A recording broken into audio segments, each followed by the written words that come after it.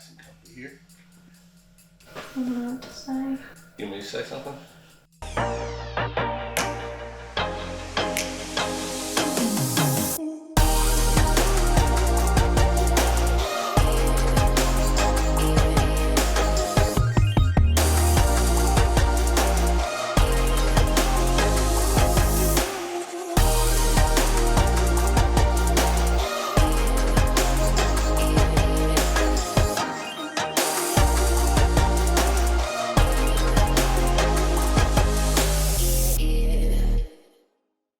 Hey everybody, welcome back to the channel, and in this video we're going to talk about our 2024 Disney Marathon race experience. Yeah.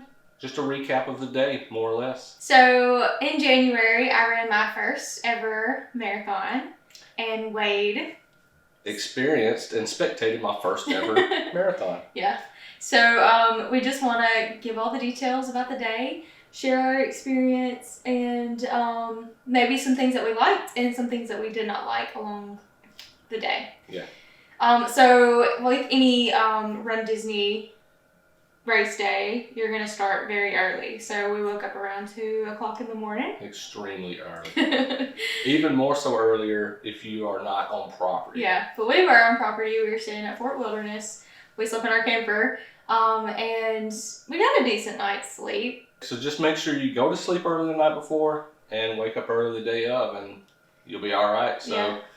In getting there from wherever you are staying at to Epcot, this is where you got to go to start and finish, was pretty easy and simple. Yeah. So we drove. You have the option of taking a bus, monorail, boat, maybe boat, I don't know. You have Disney transportation options as well. You just have to make sure to get out there very early. And each of the resorts have those noted in their lobbies, as well as on the Run Disney website. It gives you some information as well, I think. Yeah, so... so you have multiple options, but we always choose to drive. Yeah, driving just seems the simplest because... You're going to smell on the way back to the resort. Yeah, once you're done, it's just as easy as getting go. on and going. Now, if I'm not mistaken, I know at our resort and a couple of other resorts, and it may be the same at all of them, if you take buses, it's chartered buses, is it not? Oh, I think they just bring in extra charter buses for the day. For that day. Just like when we did the expo, we rode a charter bus from one of the resorts. Yeah, so transportation is available Yeah. if you choose and don't have a car to not drive. So yeah, so that's easy. So when we got to the expo, it was just after 3 o'clock. I think it was about 3:15. 10 after 3 when we got in, easy parking, and then we just followed everybody along the way to the other side of the parking lot, got to see the Epcot ball all lit up, and made our way to where they have food trucks and like the tents, just like all kinds of things. We don't do anything. They have character meet and greets. Yeah, the fun festivities. Yeah, the DJs and stuff will be out there. It's a whole party. Where you can stretch, and there's porta potties everywhere. We just kind of stretched. I put my my bib on, and then we kind of parted ways pretty early. Yes. Yeah. I think it was about 20 till 4 when we parted ways, and you headed over back to the monorail, and I headed over into the corral section. So I didn't go straight to my corral when I left you. I went to the porta potty because I have a fear of, because you want to make sure you're hydrated for a race, I have a fear of needing to use the restroom. I don't want to stop for the restroom, and that was one of my fears. Since I had never ran a marathon, and during training, I just was so worried that I was going to have to use the restroom. So I hung out at the porta potty area for about 15 to 20 minutes. I just wanted to make sure I was good. So I waited until about 4 o'clock to get into the corral. And that was interesting, actually. I don't remember. The corrals are set up differently from the last time we did a Run Disney race. And when I went into my corral, corral started loading in at 3:15 for the corral that I was in. And so you could go in as early as 3:15, and it closed at 5:10, which is kind of like last minute if you're asking me. So 4 o'clock, I felt like it was a good number. I walked in, and I was by myself. There was mostly groups, tons of people with each other, and they were all sitting down.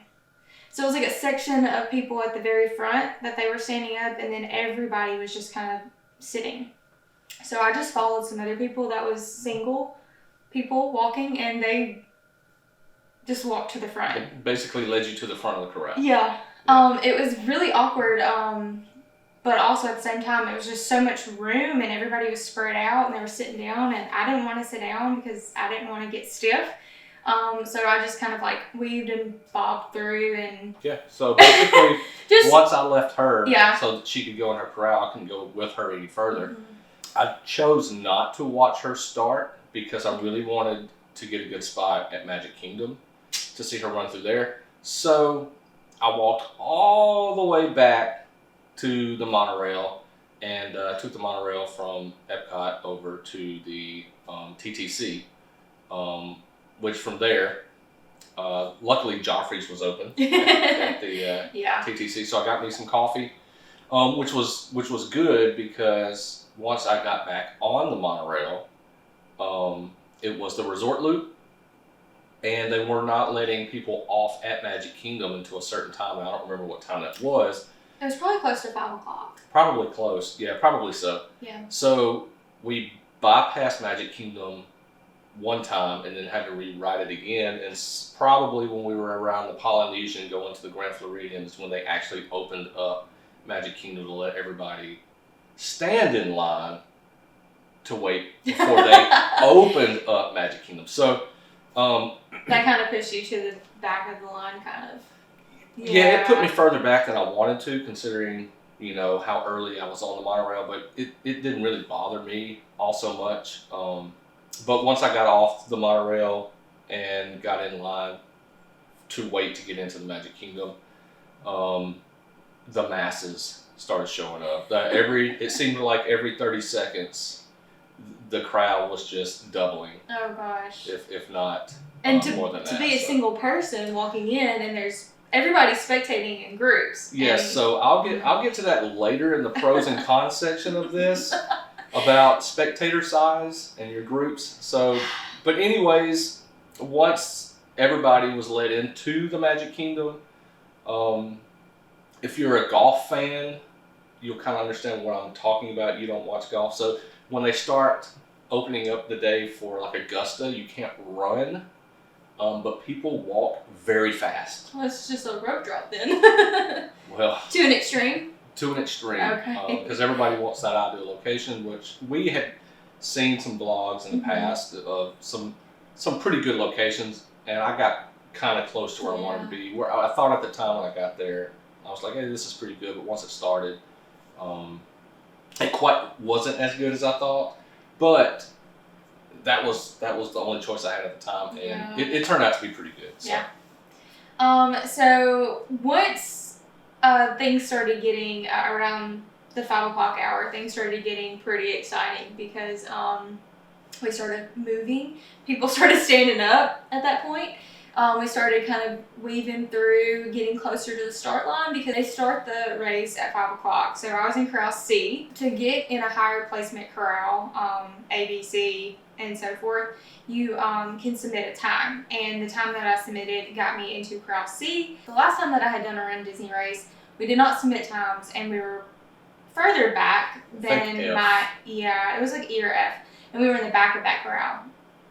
And at my level of how I would start, I did not get to run on the pavement, or I would have had to weave around people walking through that half marathon. I probably did half that half marathon on the grass, which I do not recommend because you can hurt yourself very easily.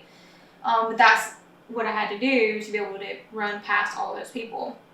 This time, when we started, I was actually able to run at the pace that I wanted to on the actual road without having to weave, go on the grass, probably within 5 minutes of the race starting. So my placement was pretty accurate.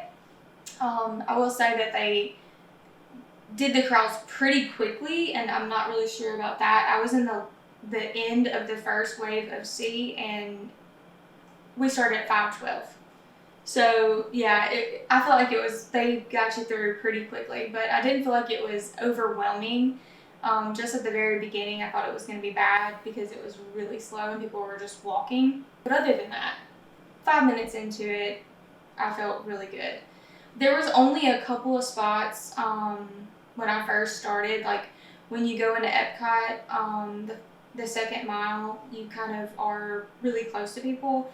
And I felt like that was a little overwhelming. And then there may have been one other place in the first couple of miles that I felt like it was kind of crowded and I could have gotten really hurt. But other than that, I felt like I had plenty of space. I felt like I was in the perfect crowd placement. So it started off really good. It was warm. Yes, it was a warm. little chilly, but it wasn't like chilly enough to wear the sweatshirt that I brought.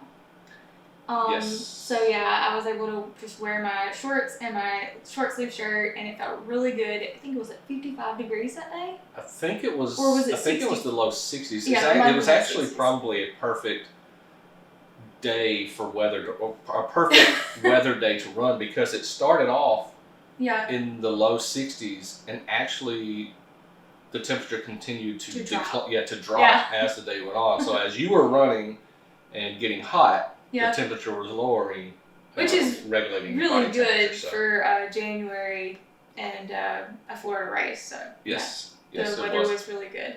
But yeah, you were talking about the crowd level while you were running compared to the last time. I know when I saw you run through Magic Kingdom, I knew you had complained about the last race, it being so congested running down Main Street that you basically had to run on the sidewalk. Yep.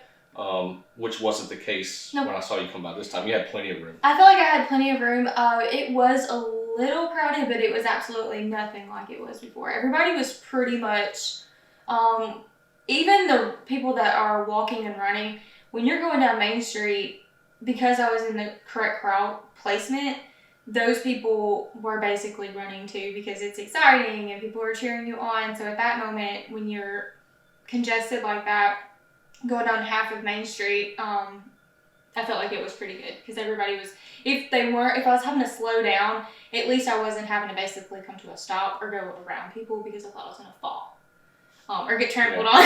So, no Lion King scenes there. So, Magic Kingdom was really cool. Very surprised. I don't know why I didn't think about it. And you get the map before you race, but I can look at that map and I can see kind of where we're going, but I'm not actually looking at the pinpoints of in the park of where we're going to go. It's like that doesn't sink in. And when we came up to Tron, when we was going there Tomorrowland and I saw Tron back there and I saw where people were going, I was like, oh my gosh, I was so excited because this race, we had only been on Disney property for a couple of days, and we have not, at this point, rode Tron yet. And we haven't seen Tron other than like on the People Mover. We haven't seen that walkway yet or any of that. We've never seen the finished product of Tron. Yeah. So it was really exciting because I was able to run. It was dark, and I was able to run not through Tron, but underneath the walkway of Tron, and it was really cool. It was lit up. It was just really fun and exciting moment. It was almost as exciting, or maybe as exciting as running through the castle. So. Oh, okay. Yeah. I don't know. I think it was enjoy running through the castle. Well, I don't know why you wouldn't have enjoyed running through the castle. I didn't enjoy running through the castle the first time because there was too many people. Yeah, that's why I didn't enjoy it. But this time we were just like in a single file line, like this far or more away from each other. So it was very pleasant. But it just wasn't as exciting as running through the Tron area because it was brand new to me and it was lit up and it was just a really cool experience. So speaking of brand new and running and experiencing new things in the run, after you left Magic Kingdom, you went to a few different new running spots, did you not? For like a race? Yeah. Oh yeah. This run, you get to run through all 4 parks. That was the first time I'd ever visited all 4 Disney parks in one day. And we went to Animal Kingdom. Before we got to Animal Kingdom, though, it started raining. It was somewhere between 11 and 13. So it was a full 2 miles somewhere along that lines. So it was like right after we left Magic Kingdom and before we got to Animal Kingdom, it started raining pretty rough. I got a banana before I got to Animal Kingdom, and I grabbed it, but I had just taken a gel, and I was so excited to get that banana, but I had just taken a gel, so I held on to it. And then I think right before I went into Animal Kingdom, I ate the banana, and then as I was coming on the back side of Everest, going out of the Animal Kingdom, they gave me, there was another banana stand, so of course I had to take it, so I held on to that banana for a little while too. But I was so excited about the banana because it was just, I don't know. And I felt like I was going to cramp up in my legs, so I was just really excited about the banana spots. I didn't know there was 2, and I obviously didn't know where they were, so kind of knew about where they were, but I didn't know there was 2, and I didn't know, I just grabbed it, so I just wanted to make sure I had enough. And you enjoyed running through Animal Kingdom, did you not? Okay, so I enjoyed it, and I did not enjoy it. So I enjoyed Animal Kingdom. I felt like Animal Kingdom lasted forever. Like, I felt like we went through so much of Animal Kingdom Park. You used to see the tree, the lanterns at the bird flag show, they were lit up. I got to see Everest. I got to see the backside of Everest, which that was really cool. All the behind the scenes, behind the stage areas that you get to run through, it's kind of cool, but some of it I've already seen before, but that I had never seen, so that was really cool. The part that I did not like about Animal Kingdom is because Animal Kingdom is very themed, obviously, and the ground is supposed to look like mud and just like different types of... So it wasn't a smooth surface. It was not. No. And like the different textures, it wasn't nice to run on. So I don't know if anybody else experienced that, but I just felt like the whole time I was running on it, and it had just rained, my shoes were soaking wet. I just didn't like it. Animal Kingdom was really nice. I would do it again, even though it wasn't comfortable. After Animal Kingdom, I started getting really tired. I was over the halfway point at this point, and I was just really tired.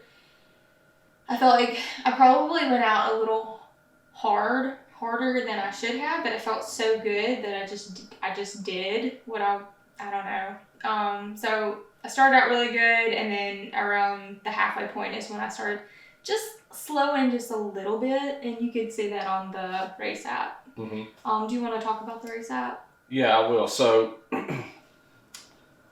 during her entire race, it's not necessarily an app, it's a website that you can go to. I'm going to refer to it as an app. Where you can just type in the bib number of the person you're trying to track. There's different ways you can filter down and search for who you're trying to track, and then save it to the app. So I was able to keep up with her times and know basically where she was at all times, except for one part, which I'll get to later. Yeah. But overall, it really helped me out, which I knew kind of what her pace was going to be. So I could have done the math in my head, but it was just a lot simpler to just refresh the app, look at it, and say, okay, well, she'll be here in another 10 minutes. Yeah.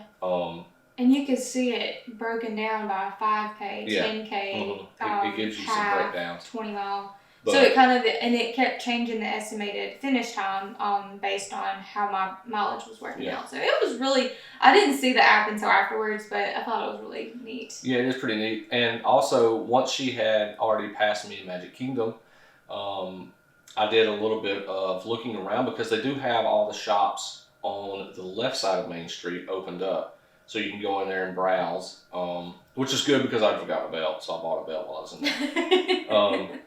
And then I took the monorail back to Epcot because I did want to see her finish at the finish line at Epcot. Now, I could have, if I would have driven, actually drove over to Animal Kingdom and possibly saw her there, or I could have chose to go to Hollywood Studios and watch her there. Either ways, I did not drive. I was taking the monorail, so it was just easiest for me to go back. Yeah, so and it's a chance. Yeah, it's a chance. You're rolling the dice because traffic, if you do drive, traffic is backed up beyond recognition. I'll just put it that way. It's really backed up. But anyways, I just took the monorail back. It was a simple jump on and get gone.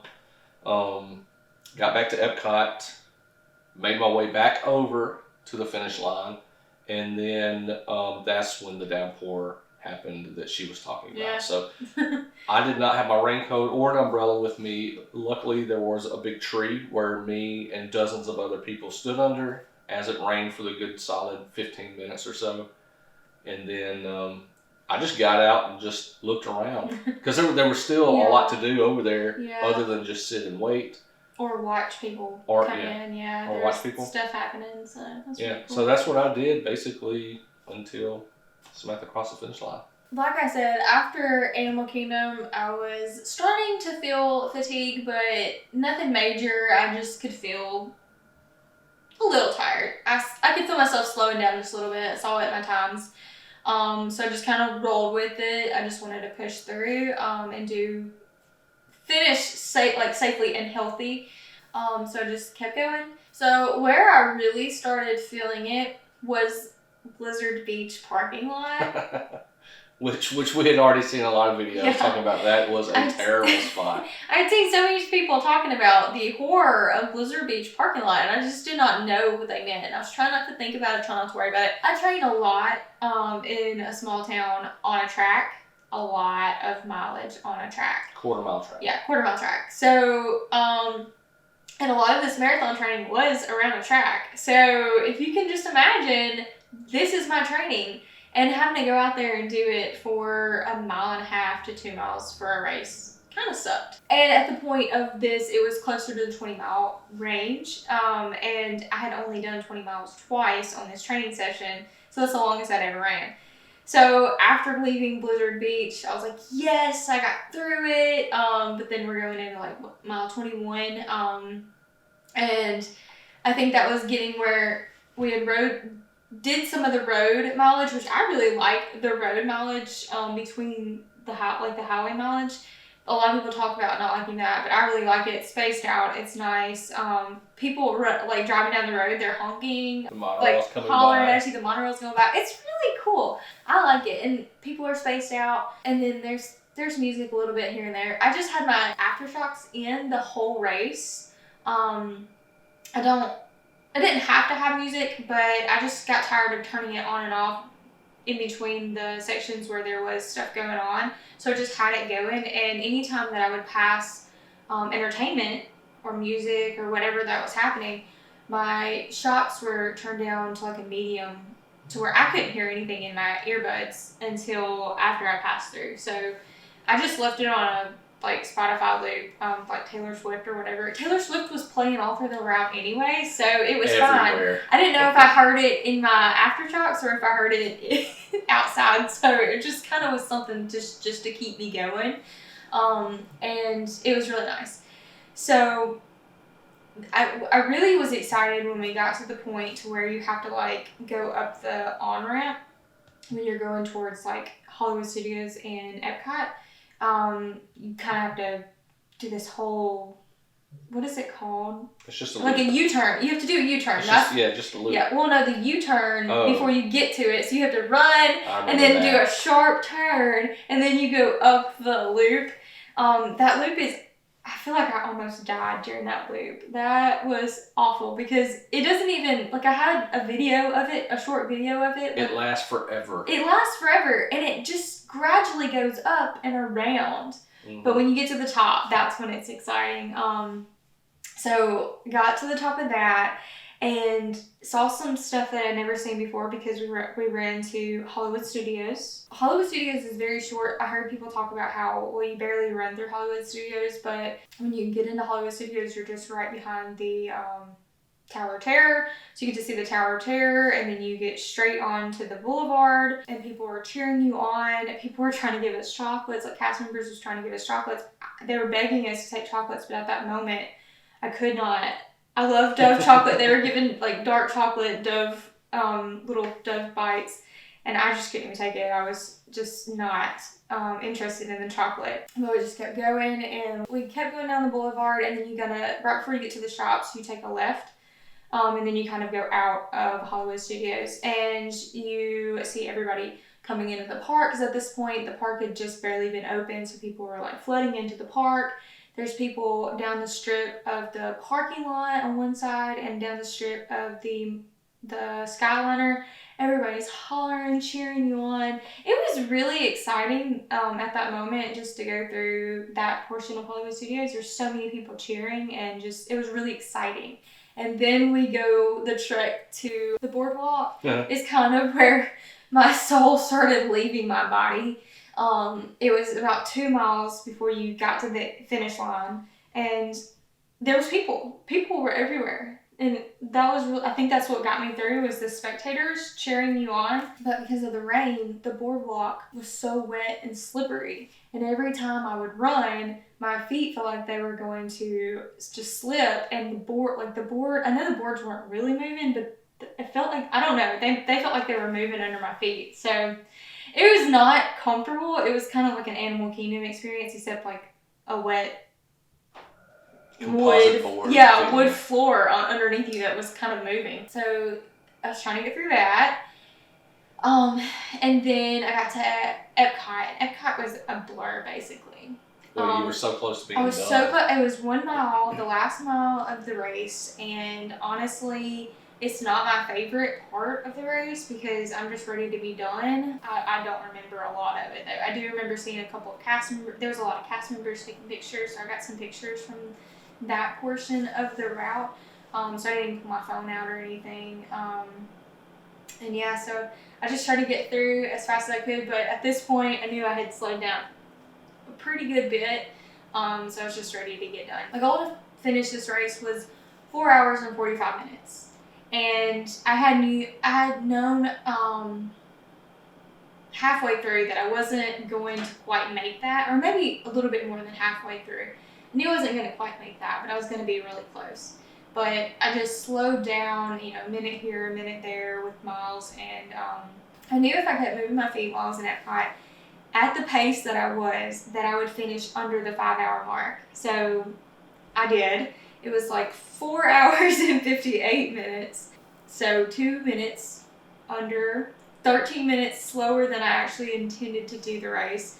For my first marathon, that's not terrible, I don't think. I'm still very proud of myself.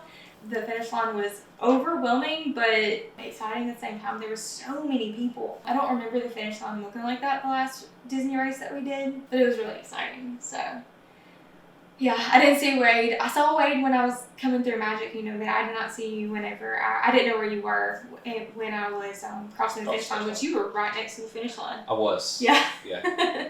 But I didn't know. I didn't pull my phone was easy. Like, I would pull my phone out and take clips of the course as I was running through because we were trying to vlog for the experience. But I couldn't talk into the phone really. I couldn't text on my phone. It was not as easy to do that. So I was able to take clips of it, but I wasn't able to do anything else because I was just trying to focus. So I didn't text you to ask you where you were, but I didn't want to bother you with a text either. so it was fun. But yeah, the whole experience was quite exciting and a lot. I trained really hard for this race, so I knew what to expect for the most part. The weather couldn't have worked more perfect. That rain cooled me down. It didn't bother me. I've ran in all my super long runs at the end of my training. I actually ran in just rain.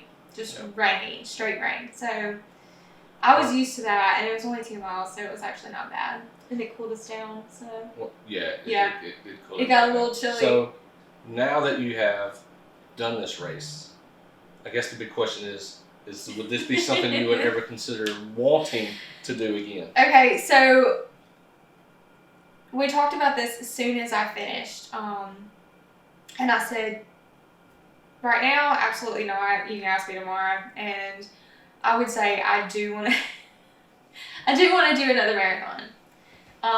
Probably at Disney, but I'm probably gonna wait another year or so before I attempt another one. I want to work on my pacing and just getting a little bit just better because marathons are a beast.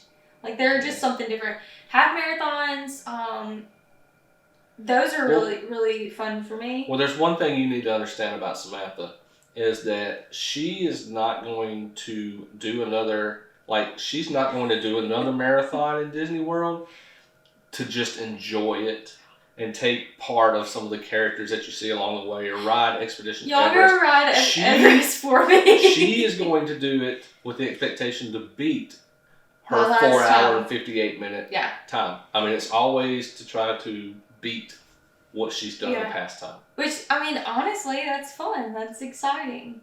Yeah. I mean, you got to have a goal. So yeah, that's definitely something. My goal was just to finish. I don't care. So next time, you'll know how to spectate a little bit better. You may enjoy yourself just a little bit more, kind of going into it. So let's get into the spectating part as a whole.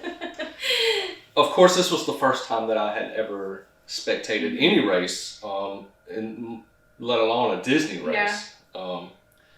So getting back and forth to where I needed to go was very simple, and it was easy, and I really enjoyed that. It was a little irritating to be at Magic Kingdom, but not being able to get off the monorail because they weren't letting people on the outside of Magic Kingdom at that time. But it didn't bother me at all. It was just a little irritating that I had to ride it one more time. You just wish you knew to plan your time a little bit differently, basically. Yeah, well, I guess the only thing I could have done is just stayed at the TTC until the closer next to the monorail time. Or something, yeah. But who knows if that would have worked. I think it's just the look of the draw. Yeah, it's just timing it out right. Because you do have people driving there as well to get on the monorail. You do have people walking over from the resorts that are right there to get over there. Do they have the bus? Or the boat? I'm sorry. I don't think they had the boat going. So another way you could have gotten there faster probably is just to go to the Poly and have walked around. Well, I'm glad you said that, because when we were rolling up to the Contemporary, the first pass by, there were people rushing onto the monorail because security was not allowing people to walk into the Magic Kingdom from the Contemporary because they haven't hit that time yet. Yeah. It was a whole, security was not letting you in there until whatever that time was. But, like I said, it was a little irritating, but I really didn't. It didn't bother me at all. So, actual spectating, like being in your place, now this is where I had my issues. Yeah. Spectating is not designed for a solo spectator. It is designed for you to come in there with your group of people, because that group of people is going to bully their way to where they want. Ooh. Intentionally or unintentionally.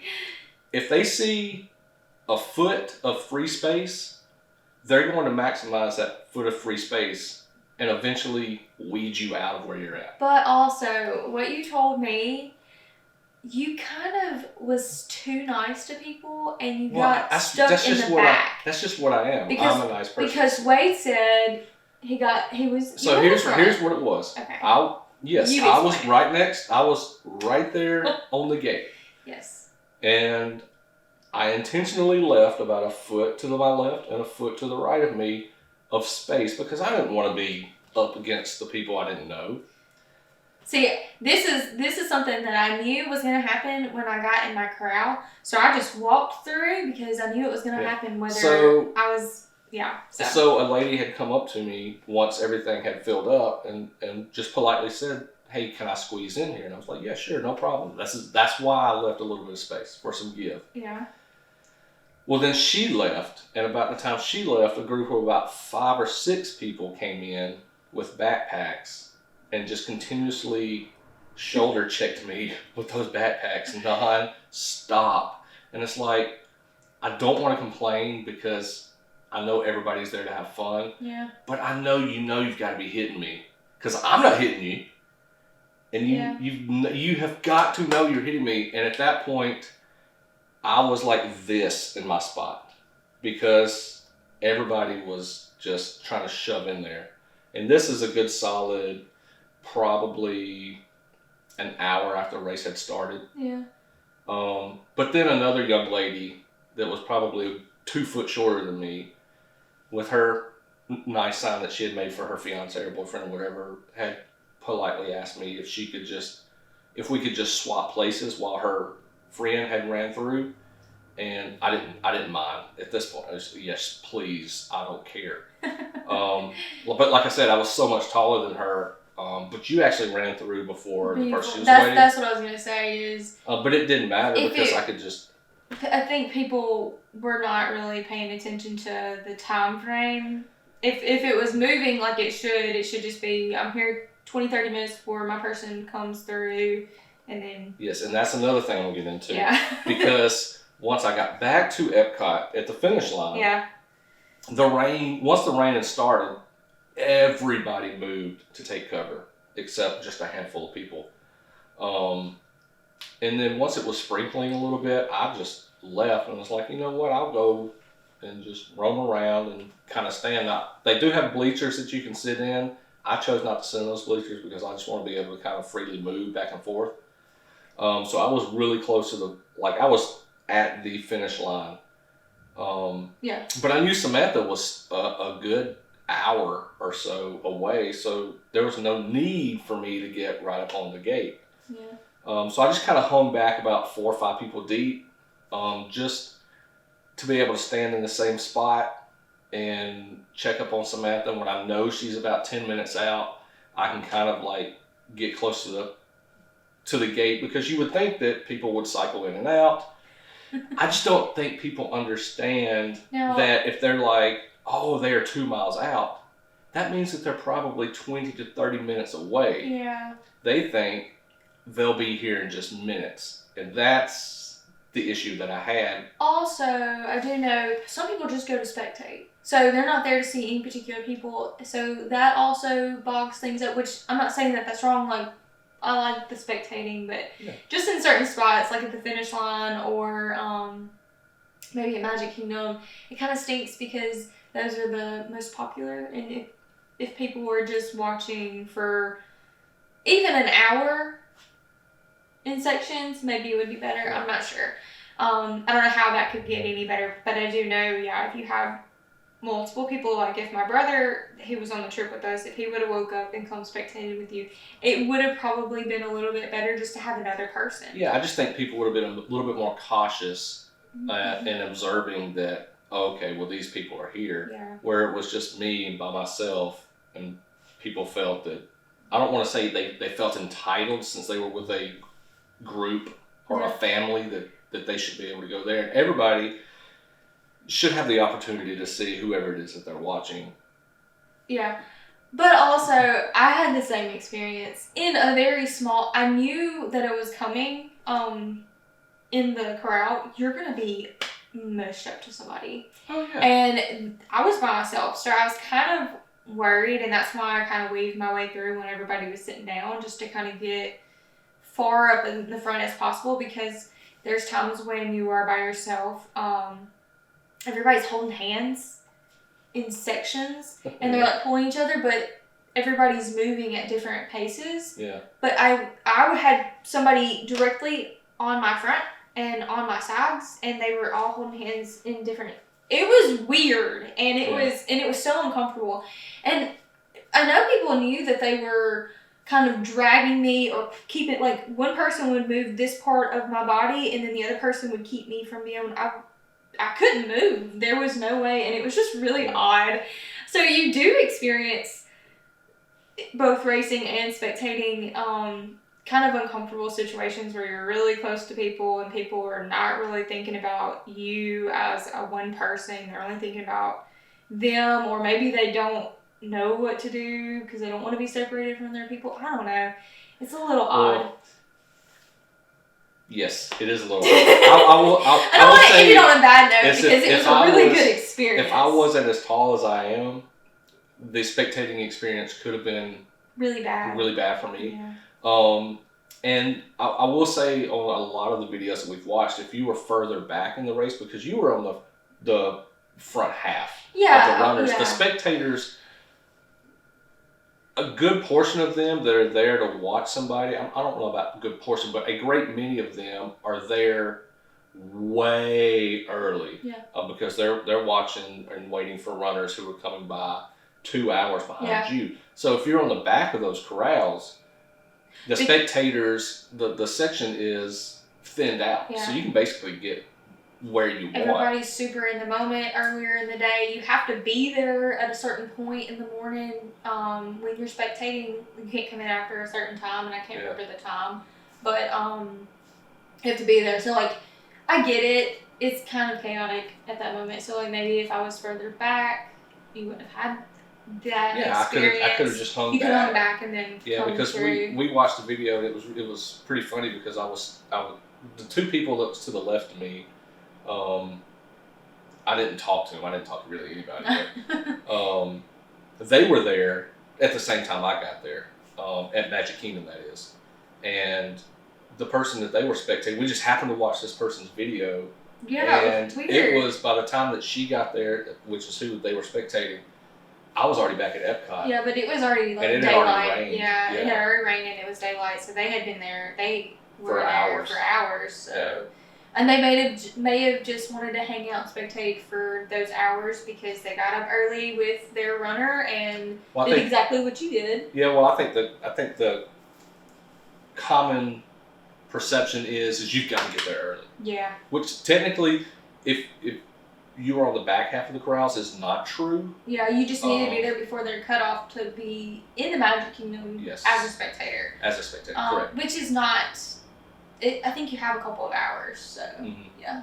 I think like 7 o'clock might be the time, but don't quote me on that. Yeah. So make sure you look that up. Yeah. Get there before the cutoff as a spectator. Yeah, but if just kind of maybe if I don't know, I don't want to tell anybody to go later and then they still not be able to get in. Just do your due diligence. Yeah. Yeah.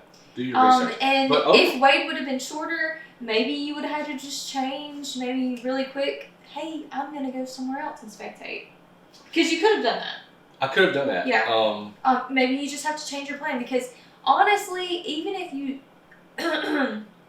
you can to spectate in any other park, you have to have a park ticket. But we have annual passes, so you could have went in any park. But to spectate in Animal Kingdom would have been hard. But you could have maybe been on the outskirts, like outside, or maybe the outside of Hollywood Studios. Yeah. You could have, or just random places. I don't know. Yeah, but it could have been done. I could have spectated at the TTC if I honestly wanted. Yes, and there's tons of people that do that. And that may be what I do next time. I've heard people say that was their favorite place to spectate, but to spectate in the Magic Kingdom, honestly, I think it would be really cool. Been there, done that. They have. Well, I haven't. Have to do that again.